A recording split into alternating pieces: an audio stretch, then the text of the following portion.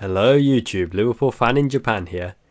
This particular video is going to be more of a serious tone because Jordan Henderson's interview today with The Athletic definitely was ill-advised, so I'm not going to put music on this particular video. He's almost trying to kill his own legacy with his own words. It almost would have been better if he actually said nothing at all, because as time is passing by, people kind of forgot about his move. He became a little bit irrelevant in the eyes of the British media.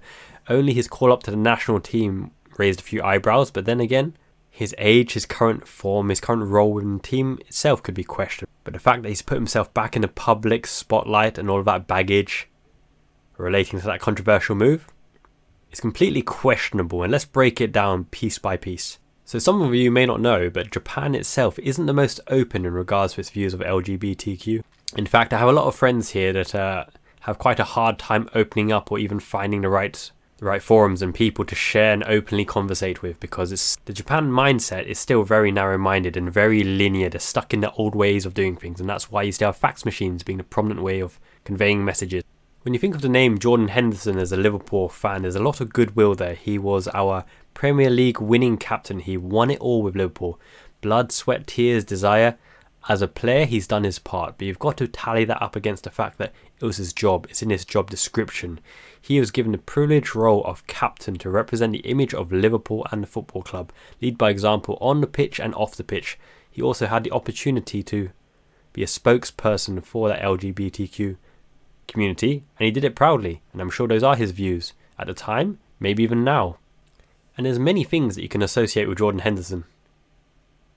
You can love him for leading us to glory as a Red, being a model professional and wearing the badge with honour. You can lament that his injury caused us the title in that Brendan Rodgers season, as he was the form player and keeping our midfield together. You can detest his decision to move to Saudi Arabia and all the baggage and controversy that came with it, betraying the moral compass and all those he represented. You can count the brain cells of this interview by trying to cover up the fact that money was the main driver and motivator for the move to Saudi Arabia, and also diverting attention by trying to attribute the fact that his decision was made because Liverpool didn't extend an arm to cradle him and say he was wanted despite him retaining the captain role. And if you think about that for a second, the exact wordage he used, it's not as though they pushed me out of the door and asked me to leave. They just didn't particularly make me feel like they wanted me to stay. What's he expecting? Is he really expecting desperate pleas to hold on to his role to be a committed starter? That's not leading by example. That's completely being self-indulgent, is it not? The logical step would have been to stay silent, let time play its part, eventually come back for a testimonial. People would forgive and forget because he would be wearing the colours of Liverpool in a charity match, a testimonial, one more time representing the Reds on the pitch, showing his technical acumen. He's always had a good touch, playing the ball nice and simple, maybe a Hollywood pass or two, donating all the proceeds of that match to the LGBTQ community, to a charity representing them as well, maybe putting in a good word. But to put himself back in the spotlight and trying to deflect the attention and put it down to Saudi Arabia's religion and culture, it's kind of a cowardly approach, because acceptably he can't go against his employers where he's currently based his family. He doesn't want threats to his family, threats to his livelihood. But at least he could be honest about the motivational factors behind this. And I'm sure Gerrard probably slipped in a cheeky word or two about the money and package on offer. And I'm sure he wanted Henderson as a player as well. He's got the relationship there, he knows the character, he knows the drive and determination. He knows Henderson's desire to going back into the England setup too. And Gerrard himself isn't the most pure white of white characters either, obviously taking the managerial role there, and certain things he's said and done before. So it's always very prominent to detach your attachment to the player away from the person. What they represent in Liverpool, in the colours of red on the field, they will go down in history and be there forever. You can't change that, and they deserve all the love and respect for that. But as a person and their personal choices and how they portray themselves in the media, listen guys, he needs to take all the repercussions that come with his choices. He's made his bed, he needs to lie in it, lie in his bed of money. And look, you have to be fair. The country itself probably has some great people, some great food, some great activities. Maybe lots of loyal Liverpool fans there, die-hard Liverpool fans there. You can't judge the people there and the people he's going to be mingling with, but him in a position of responsibility should know better because of what he's done and represented in the past. Okay, the people of the country of Saudi Arabia aren't representative of the regime and decision making. They're just people living their lives to the best that they can, right? But he himself is not a normal individual, him being an ambassador for the community. It's a complete backstab to put himself in a position that's directly opposed to that. I'm talking about the regime, not the people themselves. And one thing that's always been very, very apparent to us, we've been discussing this, the Liverpool fans in Japan as well, right? He's always had that little bit of ego. I know you need the ego, you need that personal confidence to thrive on a pitch. And it's not in the same way as Szoboszlai, who has the confidence in his ability, but he looks truly humble and truly happy just to be himself, not putting on a front. Whereas Henderson, even in his interactions with Trent, with Robbo, you could tell he's a little bit arrogant, a little bit self-indulgent, a little bit confident. But we love him for that as well, right? Because he squared up to Diego Costa, all man mode, made him back down. The tears on the pitch, hugging his dad, it was all beautiful treasured memories as well. But I've read many a saying that if he came out straight with the line, the money was too big of a factor to reject. It was generational wealth, and it's not just the figures being offered, but it's tax-free as well, so that is even bigger than you can imagine. And it's the fact that he could feel like the main man, one of the key players, the first name on the team sheet, week in, week out. I'm sure for his own personal pride and ego, that is a big contributing factor. He can be a big fish in a small pond, whereas he would have been a bit part player in Liverpool, and having not been used to that, perhaps psychologically and for his mental health, he couldn't deal with that. And I accept the fact that he wouldn't want to join a Premier League rival like Brighton or Bournemouth to come up at Anfield as an opposition player to get absolutely dominated. But hey, look at Milner. Milner wanted to increase the standards of Brighton, and Brighton are a heck of a good team. So that says a lot about the motivations and the character differences between Milner and Henderson, for example.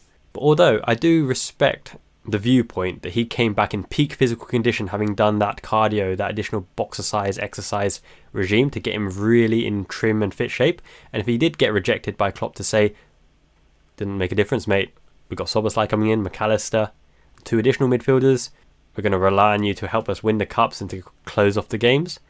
Perhaps that irked him the wrong way, because he truly must have believed that he still has the ability in the legs and that physical conditioning to make more of an impact in the season. Perhaps that made up his mind, but I think actions really speak louder than words here. So no matter what he says, everyone knows the fact that he went over there for money. He only represented the rainbow laces, the rainbow badge, the armband, mainly as a spokesperson for Liverpool, representing the brand and in his position of responsibility and his kind of social media status as well.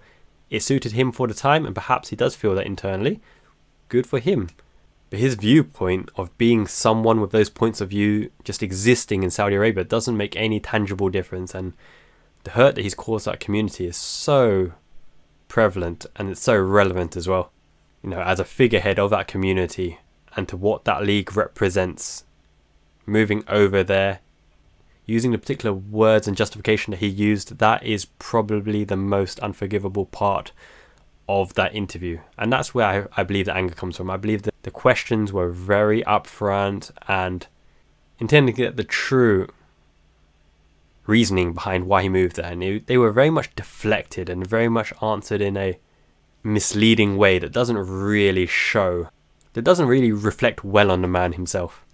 And I mean, hey, you don't always have to do what you love. For example, Gabriel Batistuta never liked football at all. He never fell in love with football. It was his job. He was respected, did his speaking on the pitch, Batigol, scoring all those goals. Even Carlos Tevez, Carlitos, he doesn't like football so much. He prefers other sports. He did it for a job, did it with passion. He was much loved and hated.